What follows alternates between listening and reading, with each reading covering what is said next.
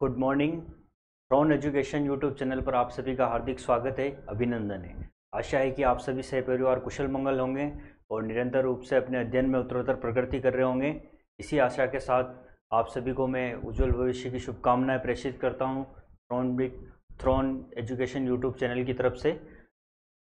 तो जैसा कि आपको स्क्रीन पर विदित हो रहा है कि आरपीएफ एसआई कांस्टेबल 2024, तो हमारी जो ये आरपीएफ एसआई और कांस्टेबल से रिलेटेड जो पॉलिटिकल साइंस की क्लास रहेगी, तो जैसा कि आपको विदित है कि इसमें 50 मार्क्स का कुल जीके का पोर्शन रहता है। तो उसमें से लगभग 7 या 8 क्वेश्चन पॉलिटी के सीधे पूछे जाते हैं। तो इसीलिए आपको हम जो सिलेबस के अकॉर्डिंग मिनिमम इनपुट के साथ मैक्सिमम आउट की थ्योरी पर चलेंगे और बहुत ही सेलेक्टेड नोट्स हम इसमें आपके बनवाएंगे, जिससे आपके जो एग्ज़ाम को क्रैक करने में आपके बहुत ही हेल्पफुल होंगे। इसलिए आप यथावत रूप से अब निरंतर रूप से इस क्लास को कंटिन्यू रहेगी आपके ये। आप भी शिद्दत से इस क्लास को साथ से साथ कवर करते रहना, क्योंकि जैसा हम 10 दिन का खाना एक साथ नहीं खा सकते, उसीलिए ये ज़रूरी है कि रोज़ का रोज़ पढ़ना।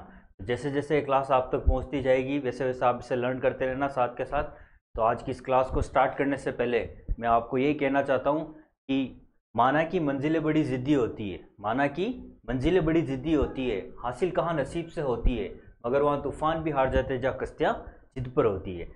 इसलिए आपको पूरा डेडिकेटेड होकर अपनी तैयारी को यथावत रूप से जारी रखना है और हिम्मत नहीं हारनी है, पूरे कॉन्फिडेंस के साथ अपनी तैयारी करनी है। चलिए स्टार्ट करते हैं।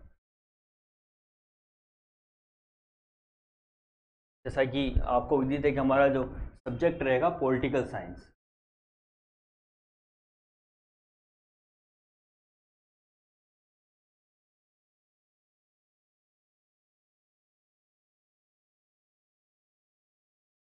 पॉलिटिकल साइंस हमारे राजनीति विज्ञान है, राजनीति विज्ञान।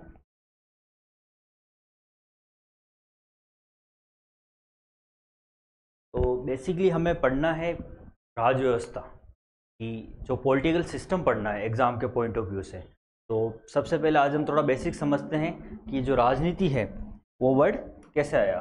तो जो ये राजनीति जो वर्ड है,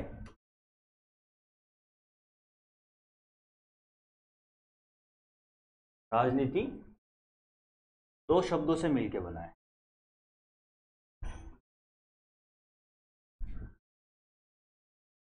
राज और नीति। हाँ, राज से तात्पर्य होता है शासन या शासक, तब जो राजा वो होता है राज। और नीति से तात्पर्य है कि उचित समय और उचित स्थान पर उचित कार्य करने की कला। क्या है नीति से तात्पर्य? मतलब किसी भी कार्य को प्रभावी ढंग से करने की जो कला है वो है नीति। इसे हम परिभाषित कर सकते हैं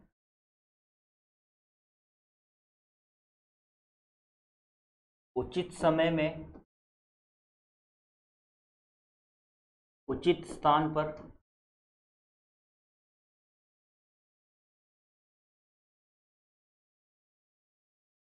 किसी कार्य को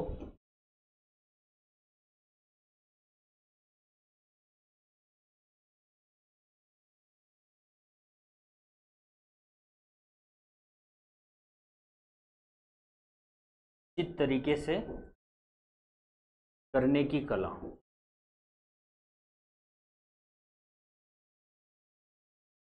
राजनीति से संबंधित क्या हो गया? राजा, राजा से शासक। और जो नीति है वो क्या है? उचित समय और उचित स्थान पर किसी भी कार्य को उचित तरीके से करने की कला ही नीति कहलाती है। अर्थात नीति विशेष के द्वारा शासन करना या विशेष उद्देश्य को प्राप्त करने को क्या कहा जाता है? राजनीति कहा जाता है। तो ये बेसिकली हमने समझा राजनीति क्या होती है।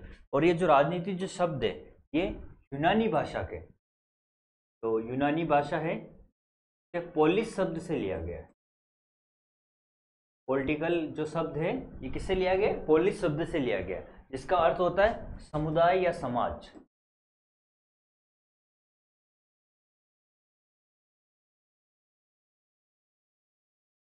इस तरीके से आपको थोड़ा बेसिक ध्यान रखना है। यूनानी भाषा के पोलिस शब्द से लिया गया, जिसका अर्थ है समुदाय या समाज। तो इसी के साथ साथ जैसा हम सभी जानते हैं कि नागरिक की समाज में भागीदारी होती है, और इसके साथ हमने देखा कि राजनीति क्या है। तो राजनीति क्या है कि शासक द्वारा उचित समय और उचित स्थान पर कार्य करने की जो कला होती है वो होती है राजनीति। और हमें जैसे पढ़ना राजनीति विज्ञान। तो विज्ञान में जैसा कि आप जानते हैं, क्रमबद्ध और सुव्यवस्थित अध्ययन को ही क्या कहा जाता है, विज्ञान कहा जाता है। तो उसी तरीके से राजनीति विज्ञान में क्या होगा कि राजनीति का क्रमबद्ध और सुव्यवस्थित अध्ययन ही क्या कहलाएगा, राजनीति विज्ञान कहलाएगा। तो हम स्टार्ट करते हैं इसको। ये थोड़ा बेसिक है, आप थोड़ा ध्यान रखना इसको। यहाँ से डायरेक्ट क्वेश्चन तो नहीं आएगा, लेकिन आपके जो कहते हैं ना कि आधार मजबूत होगा तो नींव, आधार मजबूत होगा तो बिल्डिंग भी अच्छी बनेगी। तो आपको कोई भी डाउट ना रहे, स्टेप बाय स्टेप हमें बढ़ना है, तो ये बेसिक भी इंपॉर्टेंट होता है। चलिए तो स्टार्ट करते हैं। तो सबसे पहले मैं कि जो पॉलिटी की कुछ टर्म्स है उन्हें क्लियर करना चाहता हूँ। एक तो होता है राजतंत्र, एक होता है लोकतंत्र। राजतंत्र और लोकतंत्र, जैसा कि आप जानते हैं कि शासन की शक्तियां होती है। शासन की कौन कौन सी शक्तियां हैं, तो विधायिका,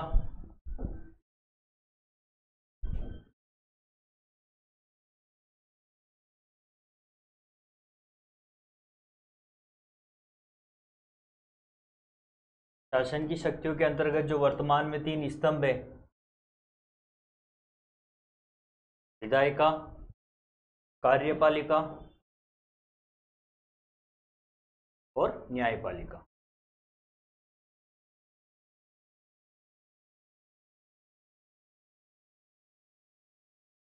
तो ये शासन की जो भी शक्तियां होती है, राजतंत्र में इन शक्तियों का क्या होता है, केंद्रीकरण होता है। अर्थात राजतंत्र में ये तीनों ही शक्तियां किसके पास होती है, राजा के पास होती है। तो इनमें राजतंत्र में इनका होता है केंद्रीकरण। जबकि लोकतंत्र में शक्ति पृथक्करण का सिद्धांत कार्य करता है। जो फ्रांसीसी विचारक हुए थे मोंटेस्क्यू, उनका जो शक्ति पृथक्करण का सिद्धांत है, अर्थात विधायिका, कार्यपालिका और न्यायपालिका में क्या है, शक्तियों का पृथक्करण है। तो लोकतंत्र पर जो है, लोकतंत्र का सिद्धांत वो शक्ति के पृथक्करण के सिद्धांत पर आधारित है। तो इनमें जो लोकतंत्र में क्या होता है, शक्ति पृथक्करण का सिद्धांत ने दिया था, ये फ्रांसीसी विचारक हुए मॉन्टेस्क्यू के द्वारा दिया गया शक्ति पृथक्करण का सिद्धांत है। तो राजतंत्र में तो होता है शक्तियों का केंद्रीकरण होता है, तीनों ही शक्तियां राजा के पास होती है। जबकि लोकतंत्र में क्या होता है, शक्तियों का पृथक्करण होता है। और लोकतंत्र जिस तरीके से हम जानते हैं कि राजतंत्र में तो उत्तराधिकारी जन्म से निर्धारित होता है कि राजा का बेटा ही राजा बनेगा। जबकि लोकतंत्र में क्या होता है कि उत्तराधिकारी जनता द्वारा नियुक्त किया जाता है, जनता द्वारा चुना जाता है। तो इस तरीके से लोकतंत्र में क्या है, जनता का जनता के लिए जनता द्वारा शासन ही लोकतंत्र कहलाता है। तो इसी तरीके से आपको ध्यान रखना है, राजतंत्र में क्या होता है, प्राय राजा निरंकुश हो सकता है।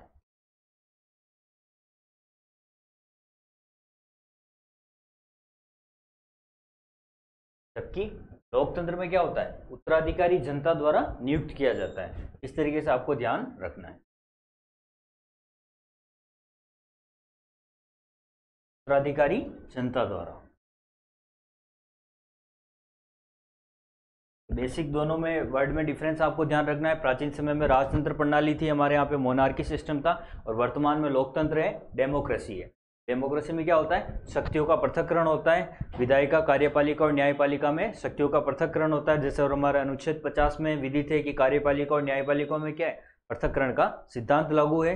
इस तरीके से आपको अच्छे से ध्यान रखना है। और लोकतंत्र क्या होता है कि जनता का जनता के लिए जनता द्वारा शासन ही क्या कहलाता है, लोकतंत्र कहलाता है। अर्थात लोकतंत्र में क्या होता है, उत्तराधिकारी जनता के द्वारा चुना जाता है। तो ये बेसिक है टर्म्स, तो एक बार आप इसको नोट कर लो।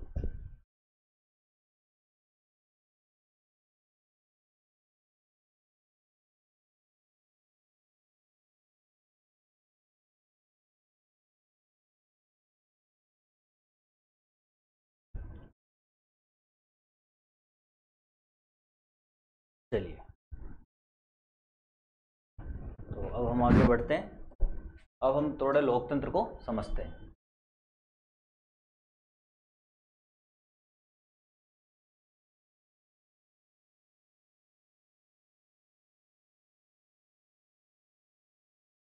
डेमोक्रेसी, तो लोकतंत्र जो है, लोकतंत्र के 3 स्तंभ है। कितने स्तंभ है, 3 स्तंभ है।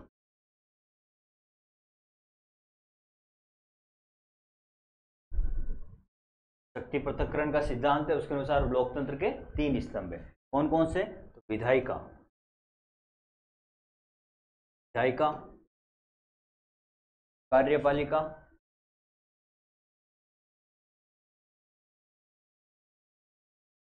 और न्यायपालिका।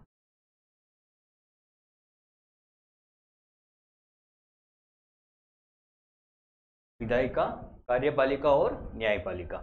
इस तरीके से आपको तीनों ही लोकतंत्र के स्तंभ है, उनको ध्यान रखना है। ये इंग्लिश टर्म्स भी मैं आपके सामने लिख देता हूं। विधायिका लेजिस्लेचर,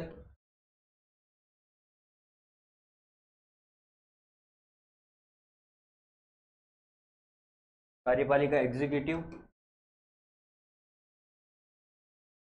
और न्यायपालिका जुडिशरी।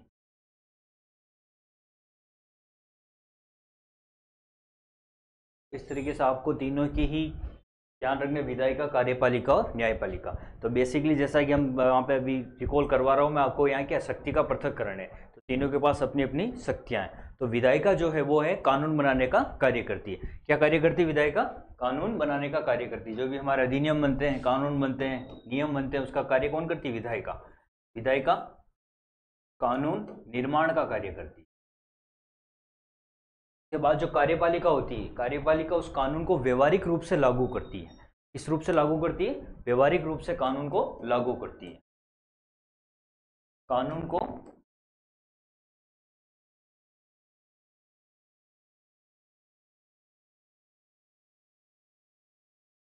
व्यवहारिक रूप से लागू करती है।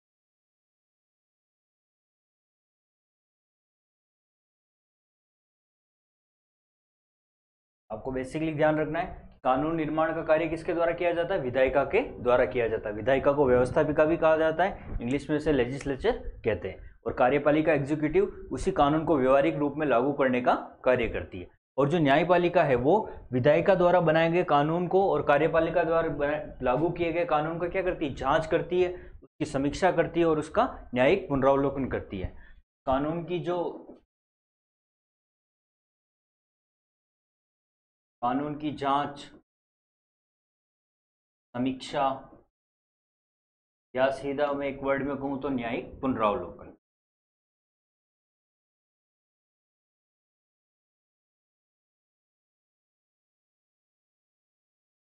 न्यायिक पुनरावलोकन का कार्य किसके द्वारा किया जाता है? न्यायपालिका के द्वारा किया जाता है। तो इस तरीके से आपको ध्यान रखना है कि न्यायपालिका क्या करती है, यदि कोई विधायिका द्वारा बनाया गया कानून और कार्यपालिका द्वारा पारित किया गया कानून यदि कोई संविधान के मूल ढांचे को क्षति पहुंचाता है, संविधान के विरुद्ध है, तो न्यायपालिका उसे उल्लंघन की सीमा तक वापस शून्य कर सकती है। तो न्यायिक पुनरावलोकन का अधिकार किसके पास है? न्यायपालिका के पास है। तो इस तरीके से आपको तीनों ध्यान रखना, तीनों में शक्तियों का पृथक्करण होता है।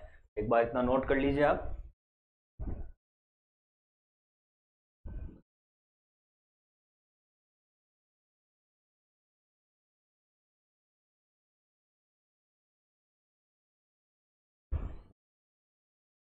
तो आज की जो हमारी ये बेसिक क्लास है, इंट्रोडक्शन रिलेटेड क्लास है, थोड़ी तो कुछ टर्म्स है उनको मैं आपको इंट्रोड्यूस कर रहा हूँ। नेक्स्ट जो क्लास होगी वो प्रॉपर आपके एकदम फ्लो में रहेगी आपके लिए। और हमारी भी पहली क्लास है, तो मैं आपको ये कहना चाहता हूँ कि यूं ही नहीं मिलती राही को मंजिल, यूं ही नहीं मिलती राही को मंजिल, एक जुनून सा दिल में जगाना पड़ता है। पूछो चिड़िया से कैसे बनता है आशियाना, वो बोली कि भरनी पड़ती है उड़ान, बार बार तिनका तिनका उठाना पड़ता है। इसलिए आपको मेहनत करनी पड़ेगी, बहुत ही जी जान से मेहनत करनी पड़ेगी, क्योंकि कंपटीशन का लेवल है बहुत ही हाई हो चुका है। तो आपको भी कॉन्फिडेंस रखना है और अपनी तैयारी को यथावत रूप से रखना है। हिम्मत नहीं हारनी है आपको। अगर आप एक दिन दो दिन भी वेस्ट करते हो तो भी आप कितने ही अभ्यर्थियों से पीछे हो जाते हो। इसलिए आपको डेडिकेटेड होकर पूरा, जिस तरीके से अर्जुन ने अपने लक्ष्य को देखा था, अर्जुन को उस जो लकड़ी की चिड़िया थी उसकी आंख ही दिख रही थी, उसी तरीके से आपको बिल्कुल फोकस होकर अपने लक्ष्य को देखना है। और कहते हैं कि जो अपने लक्ष्य में खो गया समझो वो सफल हो गया, तो निश्चित रूप से आपको सफलता मिलेगी। तो चलिए आगे बढ़ते हैं। अब हम ये जो तीनों स्तंभ है, विधायिका, कार्यपालिका और न्यायपालिका, इसको हम एक एक को समझेंगे। और ये ध्यान रखना, अगर आपके ऑब्जेक्टिव में क्वेश्चन आ जाए तो ये शक्ति पृथक्करण का सिद्धांत किसने दिया है, तो फ्रांसीसी विचारक है मॉन्टेस्क्यू। लिख देता हूं, तो फ्रांसीसी विचारक हुए हैं मॉन्टेस्क्यू। मॉन्टेस्क्यू के द्वारा ये सिद्धांत दिया गया है। तो इस तरीके से आपको ये ध्यान रखना है। अब हम तीनों को एक बार अच्छे से समझ लेते हैं। तो सबसे पहले विधायिका।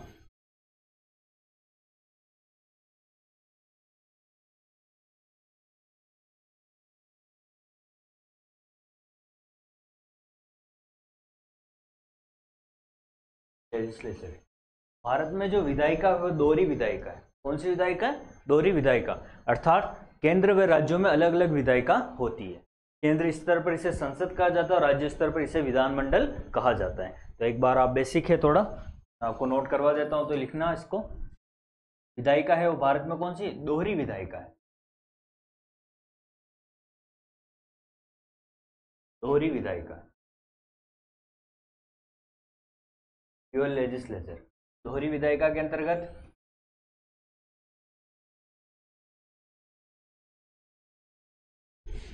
केंद्र स्तर, जिसे हम संघ भी कहते हैं, सेंट्रल या फेडरल, और राज्य स्तर पर।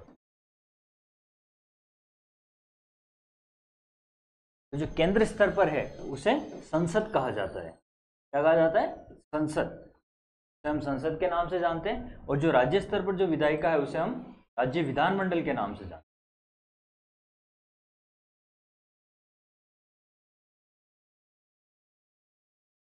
इस तरीके से आपको थोड़ा बेसिक ध्यान रखना है।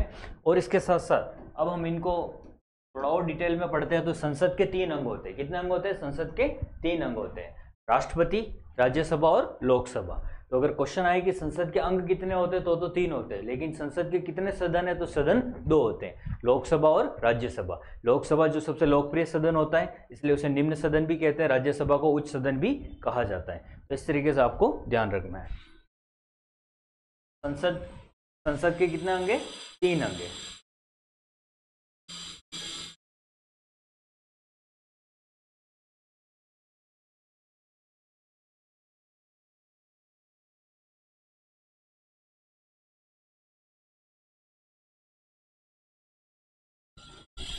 राष्ट्रपति,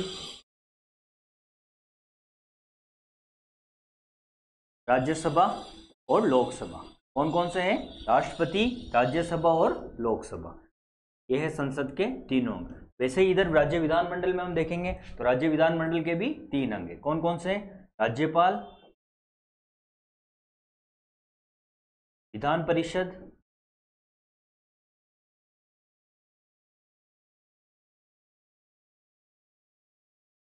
और विधानसभा।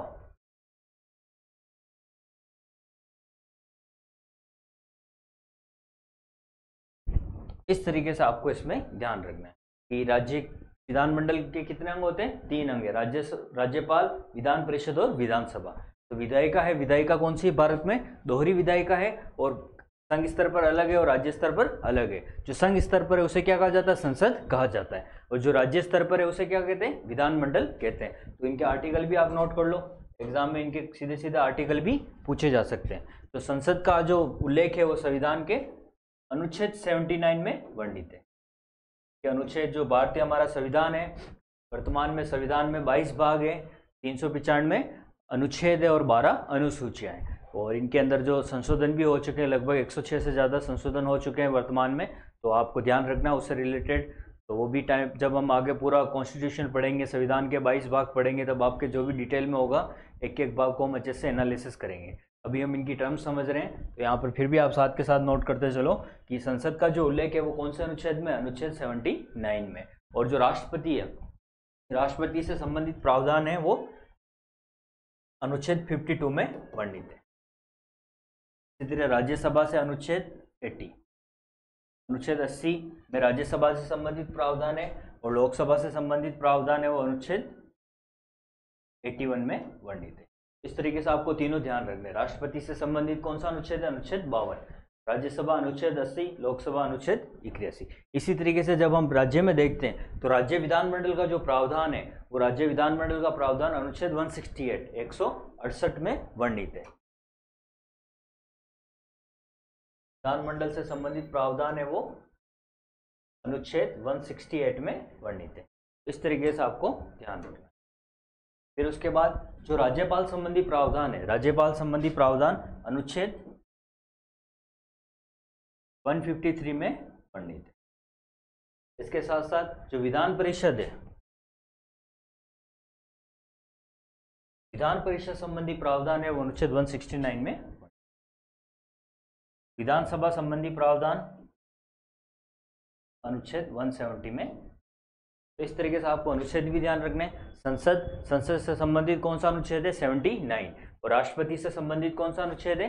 52। राज्यसभा अनुच्छेद 80, लोकसभा अनुच्छेद 81। तो इस तरीके से आपको ध्यान रखना है। और इसे आप ट्रिक के रूप में भी याद कर सकते हो, जैसे सरला, सरला से संसद हो जाएगा, वैसे राज्यसभा, वैसे लोकसभा। इस तरीके से आप इनको लर्न कर सकते हो। और इनके जो अनुच्छेद है वो आपको ध्यान रखना है। संसद का कौन सा अनुच्छेद है? 79। राज्यसभा का 80 का 81। इस तरीके से आप ट्रिक के माध्यम से भी इनको याद रख सकते हो। क्या ट्रिक है? सरला। आप कंफ्यूजन नहीं होगे किसका पहले किसका बाद में, सीक्वेंस में कंफ्यूजन नहीं होना है। तो आपको ध्यान रखना है कि सरला से संसद, वैसे राज्यसभा, ला से लोकसभा। इनके अनुच्छेद क्या है? 79, 80 और 81। तो इस तरीके से ध्यान रखना है आपको। तो एक बार इतना आप नोट कर लीजिए। जो विधायिका संबंधी प्रावधान है, विधायिका की क्या है? विधायिका कौन सी? दोहरी विधायिका है। और उसमें क्या क्या है? केंद्र स्तर पर जो विधायिका उसे हम संसद कहते हैं, और राज्य स्तर पर उसे हम विधानमंडल कहते हैं। और उनके जो जो 3 अंग है वो भी आपको यहाँ पे मेंशन कर दिए गए हैं। तो एक बार इसे आप नोट कर लो, इतना स्क्रीनशॉट ले लीजिए इसका।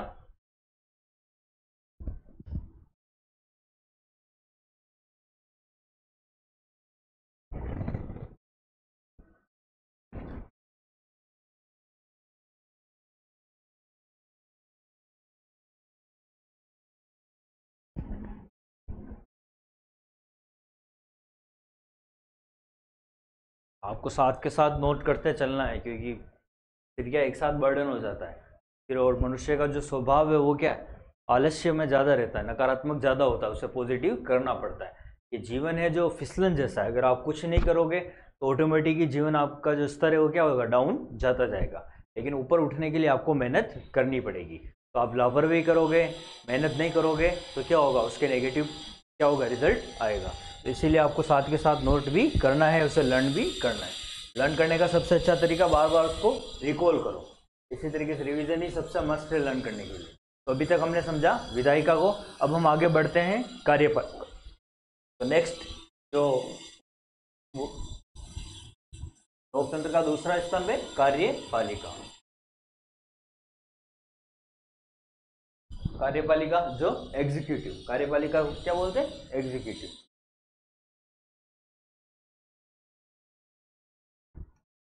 एग्जीक्यूटिव संबंधी तो जैसा हमने विधायिका में देखा कि भारत में कौन सी विधायिका? दोहरी विधायिका। उसी तरीके से भारत में दोहरी कार्यपालिका है।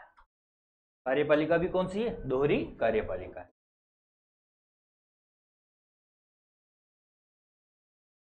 केंद्र स्तर पर और राज्य स्तर पर अलग अलग। और इसी तरीके से आपको ध्यान रखना है, केंद्र स्तर पर अलग होती है और राज्य स्तर पर अलग होती है।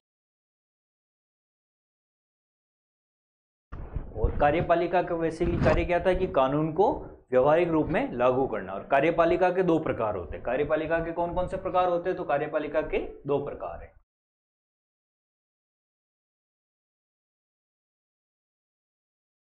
के 2 प्रकार है, वो भी आपको ध्यान रखने हैं। कौन कौन से हैं? तो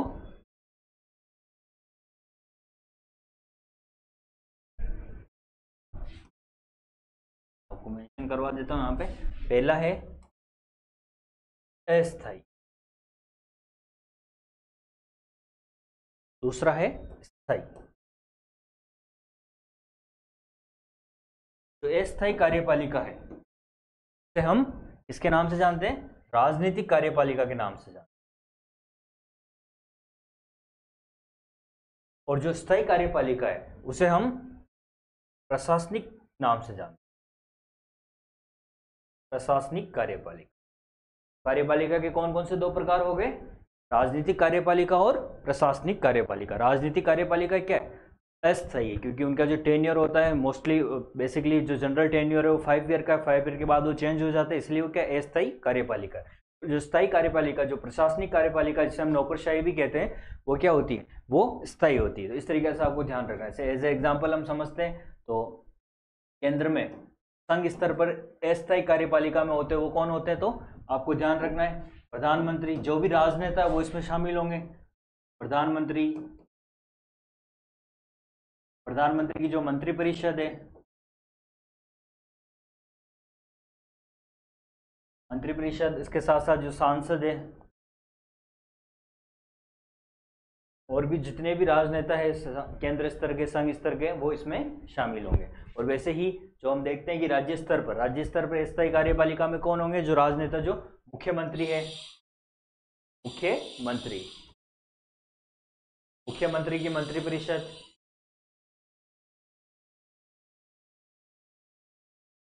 के साथ साथ जो विधायक है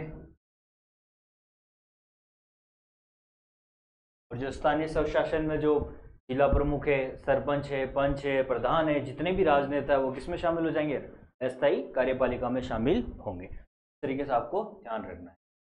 सरपंच,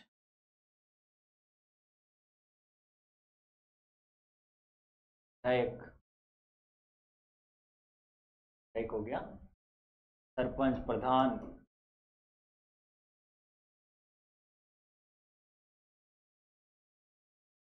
तरीके से आपको ध्यान रखना। अर्थात जो अस्थायी कार्यपालिका उसमें कौन शामिल होते हैं, जो राजनेता शामिल होते हैं। राजनेता जो केंद्र स्तर पर, जैसे प्रधानमंत्री, मंत्रिपरिषद, सांसद, इस तरीके से आपको ध्यान रखना है। और जो राज्य स्तर पर है वो कौन कौन से, मुख्यमंत्री है, मंत्रिपरिषद है मुख्यमंत्री की, और विधायक है, सरपंच है, प्रधान है, पंच है, स्थानीय स्वशासन की जितने भी राजनेता किसमें शामिल हो जाएंगे, अस्थायी कार्यपालिका में। और जो स्थायी कार्यपालिका है, जो प्रशासनिक कार्यपालिका, उसमें जो अधिकारी होते हैं जो एग्जाम के माध्यम से नियुक्त किए जाते हैं या एग्जाम के माध्यम से जो चयनित किए जाते हैं, तो उसमें जो केंद्र स्तर पर हम देखते हैं तो कैबिनेट सचिव है,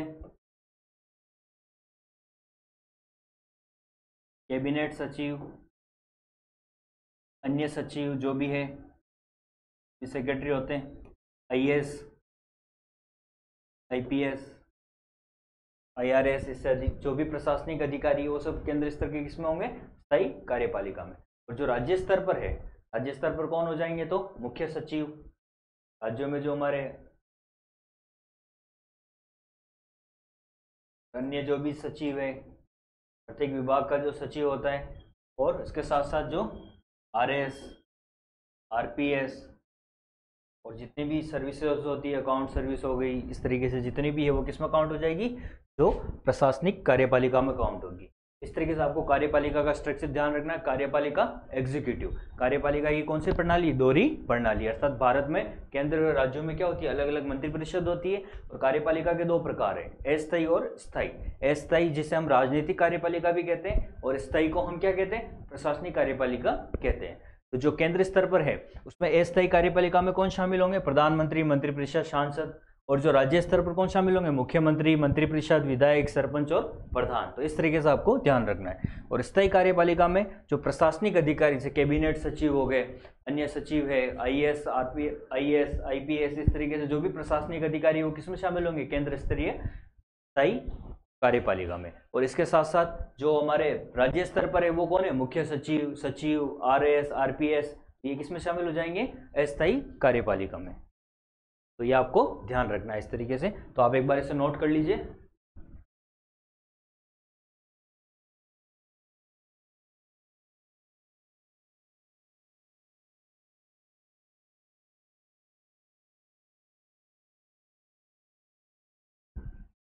तो अभी तक हमने विधायिका का पढ़ लिया है, उसके बाद हमने कार्यपालिका को देखा है। अब हमारा जो लोकतंत्र का तीसरा स्तंभ है वो है न्यायपालिका। तो आशा है कि आपको समझ में आ रहा होगा। और जो भी आपको कोई भी डाउट हो तो आप कमेंट में उसे लिखिए, आपके जो भी हर कमेंट का रिप्लाई किया जाएगा। जो भी आपके क्वेरीज है, जो भी डाउट है, और भी अगर कुछ समझ में नहीं आया तो आपको वापस भी समझाया जाएगा। हमारे लिए विद्यार्थी हित सर्वोपरि है, आपका सिलेक्शन ही हमारे लिए जो वास्तविक दक्षिणा होगी, इसलिए आपको पूर्ण एकाग्रता के साथ लगना है इसमें। और आपके लिए जो हमारे हितेश सारस्वत सर के सानिध्य में ड्रोन एजुकेशन के माध्यम से जो बिल्कुल निःशुल्क यूट्यूब पे क्लासेस अवेलेबल हो रही है, इतनी क्वालिटी वाली क्लासेस अवेलेबल रह रही है, तो आपको भी इसका फ़ायदा उठाना है। और अधिक से अधिक चैनल को लाइक करना है, शेयर करना है और सब्सक्राइब करना है। इससे क्या होगा कि जो वास्तविक रूप में जो ज़रूरत है, जिनको जो आर्थिक रूप से सक्षम नहीं है, उनके पास भी ये क्लासें पहुँचे और वो इस निःशुल्क क्लास का क्या वो लाभ ले सके। तो अधिक से अधिक हमारा जो यूट्यूब चैनल है थ्रोन एजुकेशन का, इसको सब्सक्राइब करवाना है, ज़्यादा से ज़्यादा शेयर करें। और भी अगर आपको कोई डाउट हो क्लास से रिलेटेड तो आप कमेंट में आंसर कर सकते हैं इसका, जो भी आप क्वेरीज है आपकी। चलिए नेक्स्ट आगे बढ़ते हैं। न्यायपालिका, न्याय सबसे ज़्यादा ज़रूरी है। तो हमारे जैसा हमने देखा कि न्यायपालिका का क्या कार्य है कि संविधान जो विधायिका द्वारा जो कानून बनाया जाता है और कार्यपालिका द्वारा जिसे लागू किया जाता है उसकी जांच करना, उसकी समीक्षा करना। तो अब हम न्यायपालिका को पढ़ते हैं।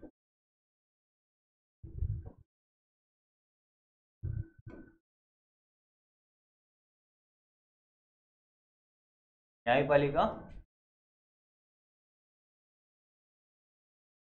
तो जुडिशरी। जैसा हमने देखा है कि विधायिका और कार्यपालिका भारत में कौन सी दोहरी प्रणाली, लेकिन न्यायपालिका वो एकीकृत प्रणाली। कौन सी है? एकीकृत प्रणाली। तो भारत में जो न्यायपालिका है वो कौन सी है? एकीकृत है।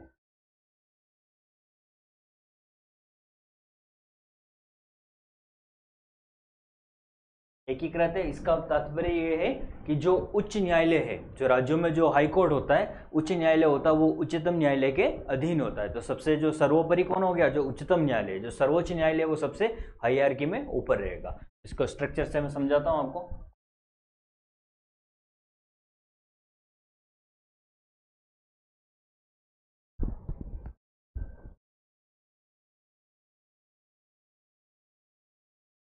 केंद्र स्तर, राज्य स्तर और जिला स्तर। जो केंद्र स्तर पर है वो है सर्वोच्च न्यायालय। कौन है केंद्र स्तर पर? सर्वोच्च न्यायालय।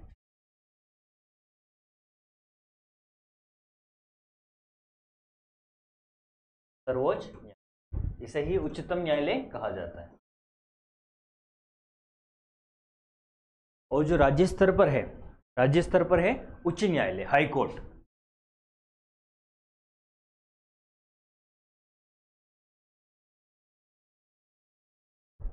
और जो जिला स्तर पर है वो है अधीनस्थ न्यायालय।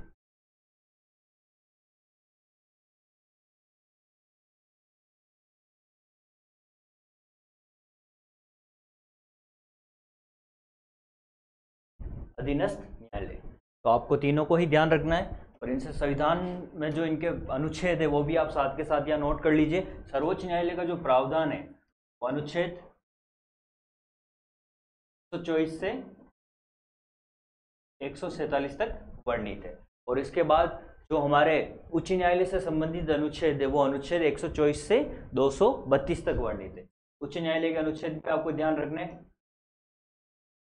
सॉरी, उच्च न्यायालय से संबंधित अनुच्छेद कौन से? 214 से 232, 200, इस तरीके से आपको इसमें ध्यान रखना है। फिर इसके बाद जो अधीनस्थ न्यायालय है, जो लोअर कोर्ट है, सबऑर्डिनेट कोर्ट है, उसके जो अनुच्छेद है वो अनुच्छेद 233 से 237 तक वर्णित। तो इस तरीके से भारत में कौन सी न्यायपालिका? एकीकृत न्यायपालिका, अर्थात जो उच्च न्यायालय है वो उच्चतम न्यायालय के अधीन है। और इसके साथ साथ जो इससे केंद्र स्तर पर है वो कौन सी? सर्वोच्च न्यायालय, इसे हम उच्चतम न्यायालय भी कहते हैं। और इसके अनुच्छेद है वो अनुच्छेद 124 से 147 तक प्रावधान है अनुच्छेद में। और उसके बाद जो राज्य स्तर पर है, जो उच्च न्यायालय हाई कोर्ट है, उसके प्रावधान कौन से अनुच्छेद में? अनुच्छेद 214 से 232 तक वर्णित है। और इसके साथ साथ जो अधीनस्थ न्यायालय, उसके अनुच्छेद है वो 233 से 237 तक वर्णित है। तो इस तरीके से जो न्यायपालिका का स्ट्रक्चर है वो कौन सा है? एकीकृत न्यायपालिका है। और इसके साथ साथ जैसा हमने पहले डिस्कस भी किया था कि हमारे संविधान का जो आर्टिकल अनुच्छेद 50 है उसमें क्या वर्णित है? कार्यपालिका और न्यायपालिकाओं में क्या पृथक्करण का उल्लेख किया गया है। इससे भी आपके ऑब्जेक्टिव में क्वेश्चन आ जाए तो आप ध्यान रखना।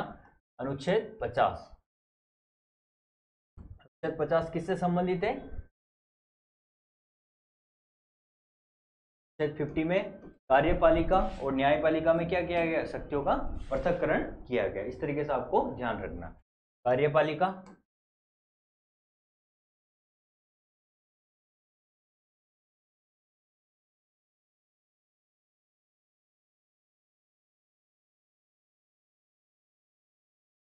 कार्यपालिका एवं न्यायपालिका में क्या? शक्ति पृथक्करण।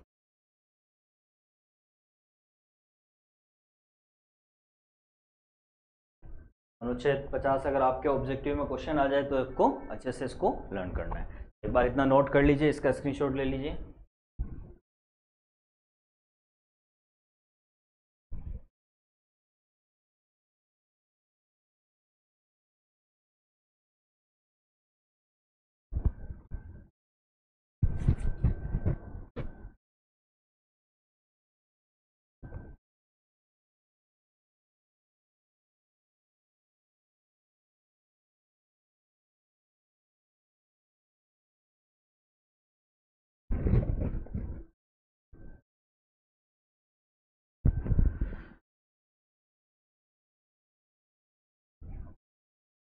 जैसा कि आपको विदित है कि आपके जो सिलेक्शन में जो सबसे मस्ट है वो क्या है, रिवीजन है। एक बार हमने जितना अभी तक कवर किया एक बार उसका स्टार्टिंग से रिवीजन करते हैं, फिर हम नेक्स्ट टॉपिक पे आगे बढ़ेंगे।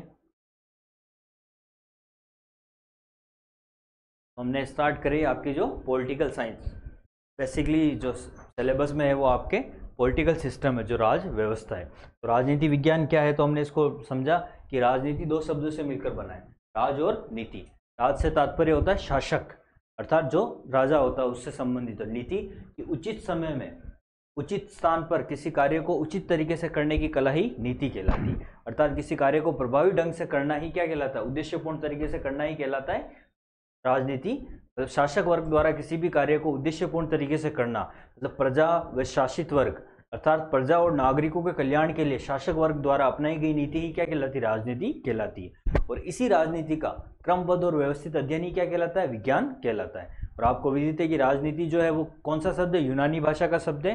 जिस यूनानी भाषा के शब्द पोलिस से लिया गया, और पोलिस का तात्पर्य है समुदाय या जो भी हमारे समाज है, समुदाय इससे संबंधित है, नागरिक समाज से संबंधित है। तो ये बेसिक आपने पढ़ा। फिर उसके बाद हमने देखा कि राजतंत्र और लोकतंत्र में क्या अंतर है। तो राजतंत्र में क्या होता है, शासन की जो शक्तियां होती है उनका केंद्रीकरण होता है, तीनों ही शक्तियां राजा में निहित होती है, तो राजा क्या हो सकता है, निरंकुश हो सकता है। जबकि लोकतंत्र में शक्ति पृथक्करण का सिद्धांत होता है, उसमें उत्तराधिकारी जनता के द्वारा चुना जाता है, जनता का जनता के लिए जनता द्वारा शासन ही क्या कहलाता है, लोकतंत्र कहलाता है। इस तरीके से आपको बेसिक डिफरेंस दोनों में ध्यान रखना। फिर हमने लोकतंत्र के जो तीनों स्तंभ है, जो मोंटेस्क्यू जो फ्रांसीसी विचारक है उन्होंने शक्ति पृथक्करण का सिद्धांत दिया है, उसी पर लोकतंत्र भी क्या है, शक्ति पृथक्करण के सिद्धांत पर आधारित है। तो लोकतंत्र के जो तीनों स्तंभ है, विधायिका, कार्यपालिका और न्यायपालिका, इनको हमने अच्छे से कवर किया है। तो विधायिका जैसे हम बोलते हैं लेजिस्लेचर, इसका कार्य क्या है, कानून का निर्माण करना। जो भी कानून बनते हैं, नियम बनते हैं, किसके द्वारा बनाए जाते हैं, विधायिका द्वारा बनाए जाते हैं। कानून निर्माण की जो प्रक्रिया होती है वो भी हम थोड़ा इसको समझ लेते हैं यहाँ पर।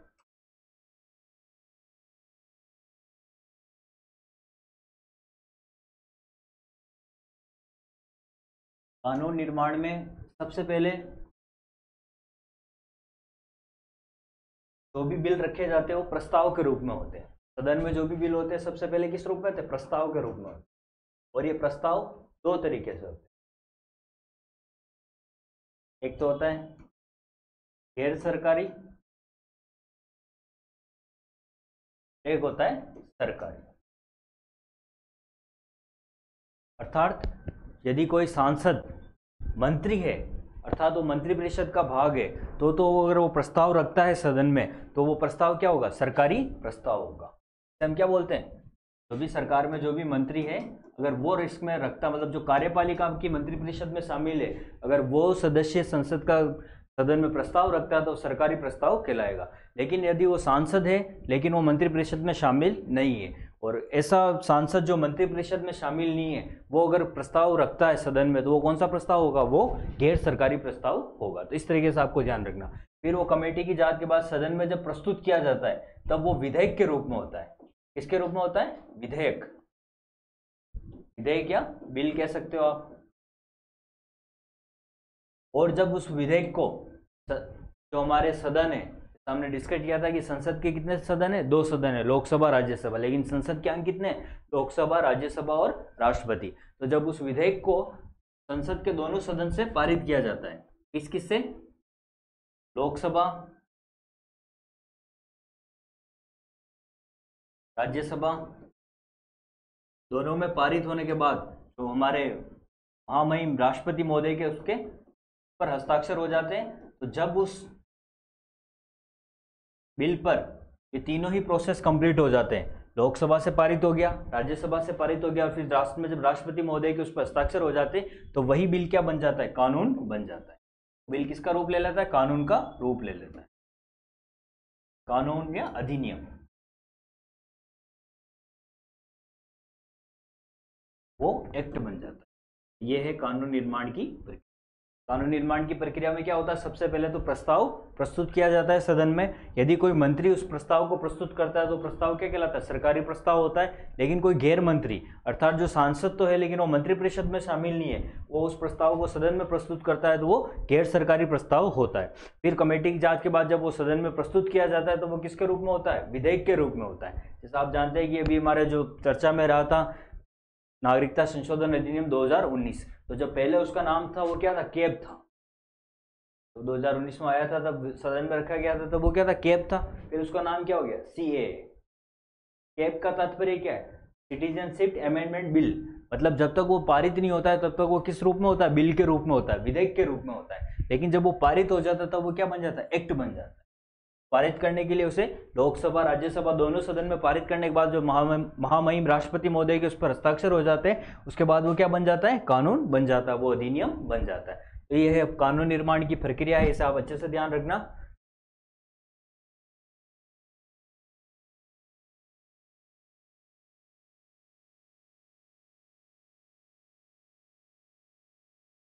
राष्ट्रपति, एक बार इसका आप स्क्रीनशॉट ले लीजिए।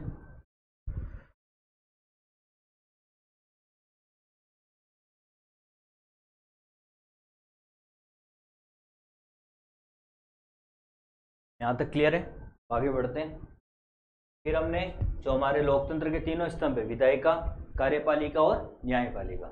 अब विधायिका में क्या होता है कि विधायिका जो है वो दोहरी विधायिका है। कौन सी विधायिका, दोहरी विधायिका, अर्थात केंद्र स्तर पर अलग है और राज्य स्तर पर अलग है। तो केंद्र स्तर पर जो विधायिका उसे हम संसद कहते हैं, जिसका उल्लेख कौन से अनुच्छेद में, अनुच्छेद 79 में वर्णित है। और संसद के 3 अंग है। कौन कौन से 3 अंग है, राष्ट्रपति, राज्यसभा और लोकसभा। तो राष्ट्रपति का जो है कौन सा है, अनुच्छेद 52 में वर्णित है। राज्यसभा जो अनुच्छेद आपके 80 और लोकसभा अनुच्छेद 81 में वर्णित है। उसी तरीके से जो राज्य स्तर पर जो आपके विधायिका है उसके भी क्या कहा जाता है, उसे राज्य विधानमंडल कहा जाता है। और राज्य विधानमंडल के कितने अंग होते हैं, 3 अंग होते हैं। कौन कौन से, राज्यपाल, विधान परिषद और विधानसभा। तो इसी तरीके से आपको ध्यान रखना है कि राज्य विधानमंडल में कौन कौन से, राज्यपाल। तो राज्यपाल का राज्य विधानमंडल से संबंधित कौन सा अनुच्छेद है, अनुच्छेद 168। राज्यपाल से संबंधित अनुच्छेद 153। और विधान परिषद से संबंधित कौन सा, अनुच्छेद 169। विधानसभा से संबंधित अनुच्छेद 170। तो इस तरीके से आपको ध्यान रखना है कि ये तीनों ही एग्जाम में क्वेश्चन आ सकता है कि इनके अनुच्छेद पूछ सकते हैं, तो आपको कंफ्यूज नहीं होना है। और आपको ट्रिक के माध्यम से भी समझाया था। सरला, संसद, जैसे राज्यसभा और ला से लोकसभा, इनके अनुच्छेद किस किस में वर्णित है, अनुच्छेद 79, 80 और 81 बिल्कुल सीक्वेंस में है, तो आपको ये ध्यान रखना है। फिर उसके बाद हमने कवर किया था कार्यपालिका को। इसको कार्यपालिका, एग्जीक्यूटिव। तो एग्जीक्यूटिव में हमने देखा कि कार्यपालिका वो कौन सा है, दोहरी कार्यपालिका है। केंद्र स्तर पर अलग है और राज्य स्तर पर अलग है। और कार्यपालिका के 2 प्रकार होते हैं, अस्थायी और स्थायी। अस्थायी के अंतर्गत जो राजनेता होते हैं, जो राजनीतिक कार्यपालिका है वो शामिल की जाती है। और स्थायी के अंतर्गत जो प्रशासनिक कार्यपालिका शामिल होती है, जो नौकरशाही होती है। तो जो केंद्र स्तर पर हम देखते हैं कि अस्थायी कार्यपालिका में कौन कौन होंगे, जो प्रधानमंत्री, मंत्रिपरिषद, सांसद, जो भी राजनेता वो शामिल होंगे। वैसे ही जो राज्य स्तर पर जो मुख्यमंत्री है, मंत्रिपरिषद है, विधायक है, वो शामिल होंगे। सरपंच, प्रधान, जितने भी राजनेता वो इसमें शामिल होंगे। फिर उसके बाद हम देखते हैं अस्थायी कार्यपालिका में जो कैबिनेट थे, सचिव है, अन्य सचिव है, तो आईएएस अधिकारी, आरपीएस अधिकारी, जो भी एग्जाम के माध्यम से बनते हो, किसमें शामिल होंगे, केंद्र स्तर की जो कौन सी कार्यपालिका, स्थायी कार्यपालिका में शामिल होंगे। और जो राज्य स्तरीय स्थायी कार्यपालिका में कौन है, जो राज्य स्तरीय जो अधिकारी होते हैं, मुख्य सचिव है। और जो आरएएस, आरपीएस आदि एग्जाम के माध्यम से जो बनते हैं, आरएएस एग्जाम के माध्यम से वो किसमें शामिल हो जाएंगे, जो हमारे राज्य स्तर पर स्थायी कार्यपालिका उसमें शामिल होंगे। इस तरीके से हमने कार्यपालिका का भी स्ट्रक्चर पढ़ा था। उसके बाद हम देखते हैं कि तीसरी है न्यायपालिका। तो विधायिका और कार्यपालिका की कौन सी प्रणाली, दोहरी प्रणाली है। लेकिन इसके साथ साथ जो न्यायपालिका है, जुडिशरी जो है वो कौन सी है, जुडिशरी की एकीकृत प्रणाली है। अर्थात जो न्यायपालिका उसमें क्या, उच्च न्यायालय जो है वो उच्चतम न्यायालय के अधीन होता है। तो आपको ध्यान रखना है, केंद्र स्तर पर कौन सा है, सर्वोच्च न्यायालय। राज्य स्तर पर उच्च न्यायालय, जिला स्तर पर अधीनस्थ न्यायालय। सर्वोच्च न्यायालय से संबंधित कौन सा अनुच्छेद है, अनुच्छेद 124 से 147 तक इसमें वर्णित है। और जो उच्च न्यायालय है से संबंधित कौन सा अनुच्छेद है, 214 से 232 तक इसमें वर्णित है। और अधीनस्थ न्यायालय में 233 से 237 तक इसमें वर्णित है। इस तरीके से आपको इनके प्रावधान भी ध्यान रखने। और अनुच्छेद 50 में क्या वर्णित है, कार्यपालिका और न्यायपालिका में शक्तियों का पृथक्करण। तो इस तरीके से आपको ये ध्यान रखना है। तो एक बार इतना जितना पढ़ा है, एक बार इसका आप रिविजन कर लो।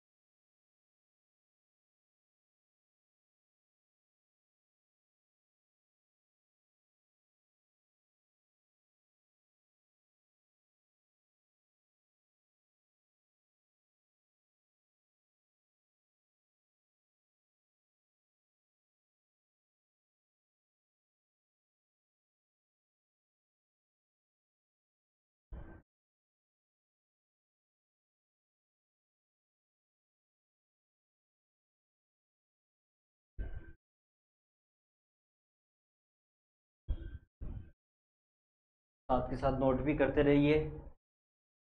कहते हैं कि वक्त से लड़कर जो तकदीर बदल दे, वक्त से लड़कर जो तकदीर बदल दे, इंसान वही जो अपना नसीब बदल दे।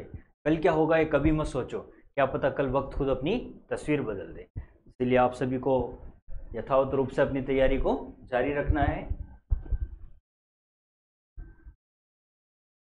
चलिए अब हम आगे बढ़ते हैं। आज हम की जो हमारी जो क्लास है वो बेसिक जो टर्म समझने की क्लास है, पॉलिटी रिलेटेड। तो पॉलिटी में एक जो टर्म्स आती है राज्य।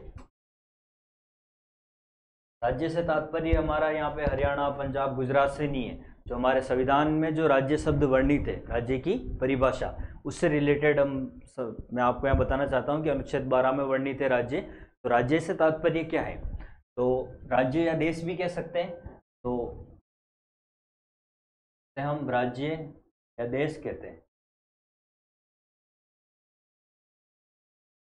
वो एक राजनीतिक विचारधारा है। कौन सी विचारधारा? राजनीतिक विचारधारा है।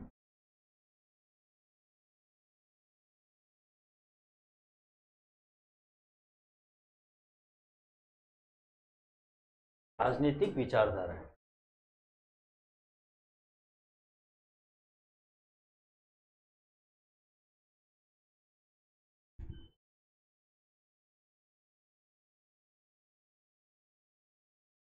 राजनीतिक विचारधारा।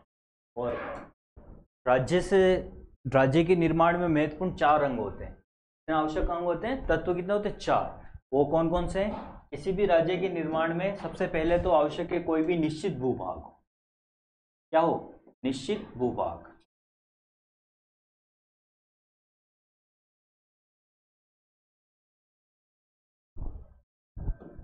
जो भी इसके राज्य के निर्माण में तत्व है, एलिमेंट है, वो क्या क्या है, क्या होना चाहिए? सबसे पहले तो कोई भी राज्य के लिए एक निश्चित भूभाग होना चाहिए।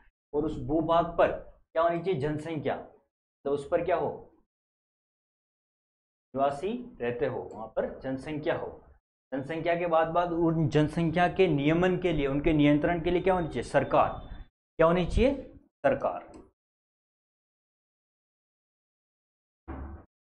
सबसे पहले तो कोई भी एक निश्चित भूभाग हो, उस भूभाग पर क्या होनी चाहिए? जनसंख्या, उस पर लोगों का निवास होना चाहिए।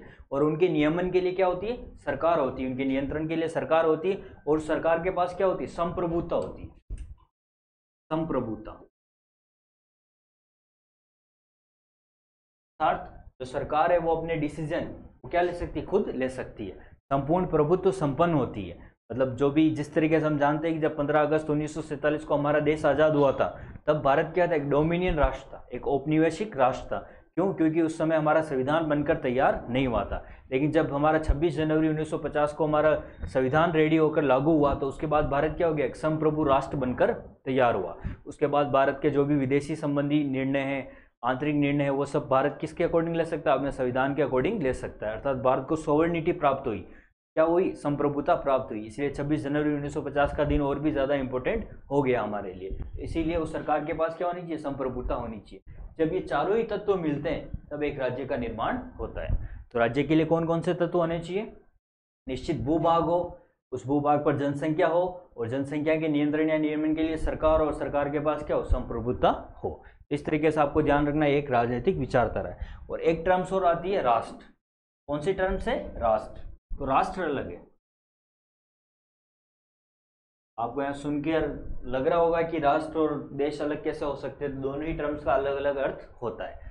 देश अर्थात राज्य, जो हमारे संविधान में जो राज्य शब्द वर्णित है उससे लिया गया है। लेकिन राष्ट्र जो है वह एक सांस्कृतिक विचारधारा है। कौन सी विचारधारा है? सांस्कृतिक विचारधारा है।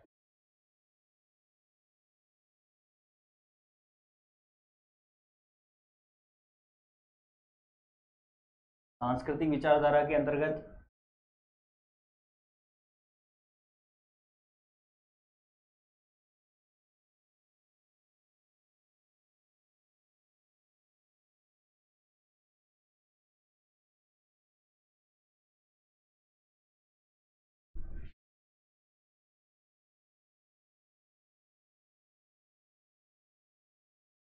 सांस्कृतिक विचारधारा के अंतर्गत जैसा हम देखते हैं कि क्या होता है? एक निश्चित भाषा होती है, निश्चित रिवाज होते हैं, और वो अपनी ऐतिहासिक निरंतरता रखते हैं। तो वो किस में काउंट हो जाएगा? राष्ट्र के काउंट हो जाएगा। तो राष्ट्र क्या रखता है? अपनी ऐतिहासिक निरंतरता रखता है।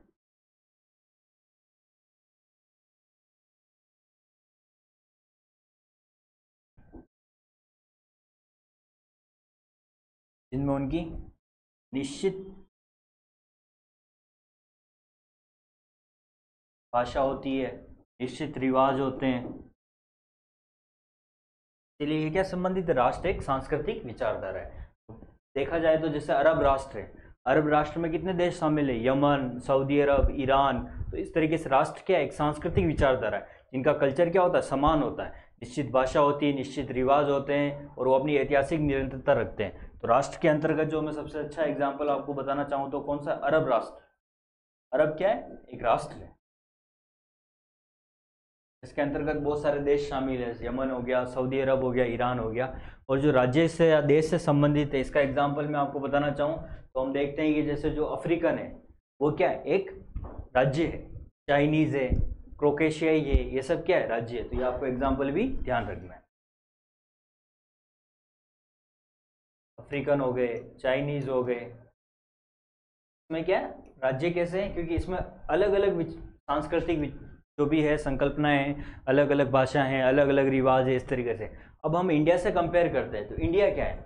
इंडिया वर्तमान में एक देश है, क्योंकि इंडिया में क्या? विविधताओं में एकता है, बहुत सारी विविधताएं। इंडिया अभी राष्ट्र नहीं है, लेकिन जब इंडिया की एक निश्चित भाषा होगी, निश्चित रिवाज होगा, तब इंडिया क्या हो जाएगा? वो एक राष्ट्र बन जाएगा। तो अभी के लिए हम कह सकते हैं कि भारत क्या है? भारत एक देश है, भारत एक देश है और वर्तमान में भारत क्या? राष्ट्र बनने की तरफ अग्रसर है। तो भारत भी अब राष्ट्र बनने की तरफ अग्रसर हो रहा है। फिर हमारे क्या होगा? निश्चित भाषा, निश्चित रिवाज होंगे, लेकिन वर्तमान में भारत में विविधताओं में एकता है। हम सभी क्या है? भाई भाई है। इतनी विविधता होने के बाद भी, इतने अलग अलग संस्कृति होने के बाद भी, फिर भी हम क्या है? एक है। तो ये भारत की बहुत ही अच्छी पहचान है। और जैसा कि कहा गया है कि हिंदू मुस्लिम दोनों ही भारत की क्या है? आँख के दोनों ही भारत की दोनों ही आंखें हैं। तो जिस तरीके का जो भाईचारा, वसुदेव कुटुंबकम, और ऐसे जो परिलक्षित होते हैं वो केवल भारत में ही परिलक्षित हो सकते हैं, जहाँ सबको समानता मिलती है, सभी भाईचारे से रहते हैं, सभी धर्मों के लोग अपने यहाँ पर क्या है? सभी को क्या है? यहाँ पर बिल्कुल भी किसी पर आरोप प्रत्यारोप नहीं होकर सभी को पंथ निरपेक्षता दी गई है। मतलब सबको सेक्युलर है, मतलब किसी भी धर्म को ज़्यादा महत्व नहीं दिया गया है। और यहाँ पे अल्पसंख्यकों के हितों की रक्षा के लिए भी प्रावधान किए गए। तो आगे हम डिटेल में कवर करेंगे। तो अभी आपको समझना है कि राष्ट्र और जो देश है वो अलग अलग टर्म्स होती है। देश जिसे हम राज्य भी कहते हैं, संविधान में जो राज्य वर्ण वर्णित है वो क्या है? एक राजनीतिक विचारधारा है, जिसके अंतर्गत जैसे कोई भी निश्चित भूभाग होता है, जनसंख्या होती है, सरकार होती है और संप्रभुता होती है। तो ये चारों ही तत्व राष्ट्र में भी होते हैं। लेकिन राष्ट्र में क्या डिफरेंस है कि राष्ट्र एक सांस्कृतिक विचारधारा है, इसमें अपनी ऐतिहासिक निरंतरता होती है, उनका कल्चर एक होता है, एक ही भाषा होगी, एक ही पहनावा होगा। तो जो अरब राष्ट्र है उनका सबका कल्चर एक जैसा है। तो उसमें कितने ही अलग अलग राज्य है, कितने अलग अलग देश है, यमन, सऊदी अरब, ईरान। तो इस तरह के इनका कल्चर सेम है, तो इन्हें हम क्या कह सकते हैं? राष्ट्र कह सकते हैं। और जो राज्य के देश के अंतर्गत है, जैसे अफ्रीकन है, तो अफ्रीका एक देश है, लेकिन उसमें अलग अलग जितने भी उसमें स्टेट है उनका क्या है? सबका कल्चर अलग अलग है। तो इस तरीके से आपको ध्यान रखना है। तो याद जो बेसिक टर्म्स है, राज्य अर्थात देश, और इसमें राष्ट्र में जो डिफरेंस है आपको अच्छे से कल समझ में आया होगा। एक बार आप ये नोट कर लीजिए।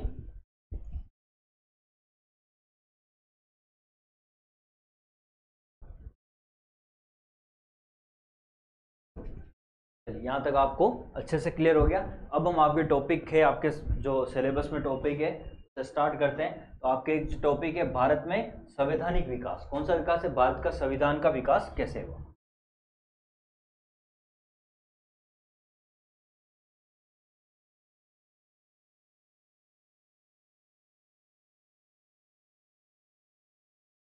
भारत का संवैधानिक विकास,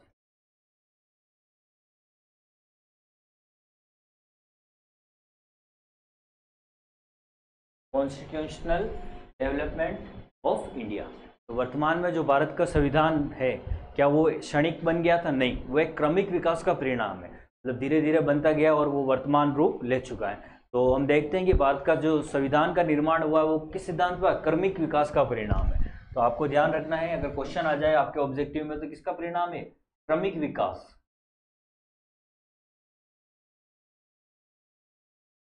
का निरंतर विकास हुआ है और वर्तमान में भी हो रहा है। वर्तमान में भी इसमें संशोधन होते जा रहे हैं। जैसे जैसे तकनीकी का विकास होता जा रहा है, वैसे वैसे हमारे संविधान में भी संशोधन हो रहे हैं। तो हमारे जो संविधान का विकास हुआ है क्रमिक रूप से हुआ है। और इसी क्रमिक रूप से विकास को हम शासन की प्रकृति के आधार पर दो भागों में बांटते हैं। कितने भागों में बांटते हैं? दो भागों में। किस प्रकृति के आधार पर? शासन की प्रकृति के आधार पर।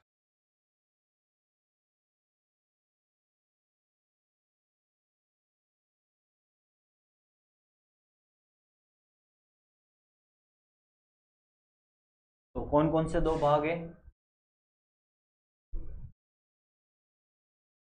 जैसा कि हम सभी जानते हैं कि जब स्टार्टिंग में अंग्रेज आए थे, उन्होंने यहाँ पर व्यापार करने के अधिकार प्राप्त किए थे।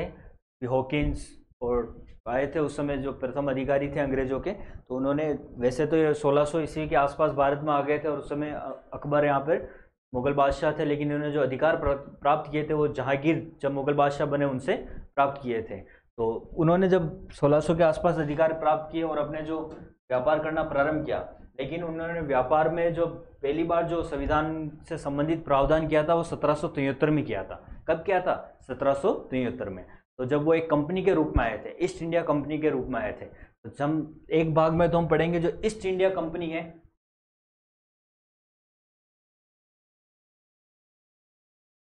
ईस्ट इंडिया कंपनी से संबंधित जो विकास, कंपनी जब यहाँ पर थी तो उसके अंतर्गत जो भी संवैधानिक विकास हुआ वो हम कवर करेंगे।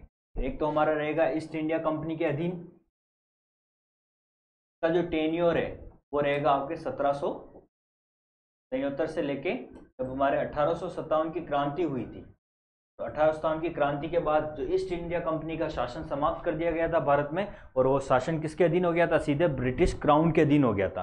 ब्रिटिश ताज के अंतर्गत वो शासन चला गया था भारत का। तो उसके बाद जब 1857 की क्रांति के बाद का जो भी संवैधानिक विकास हुआ वो किसके अंतर्गत हुआ है? ब्रिटिश क्राउन के अंतर्गत हुआ है। दूसरे भाग में हम पढ़ेंगे ब्रिटिश क्राउन या ब्रिटिश ताज।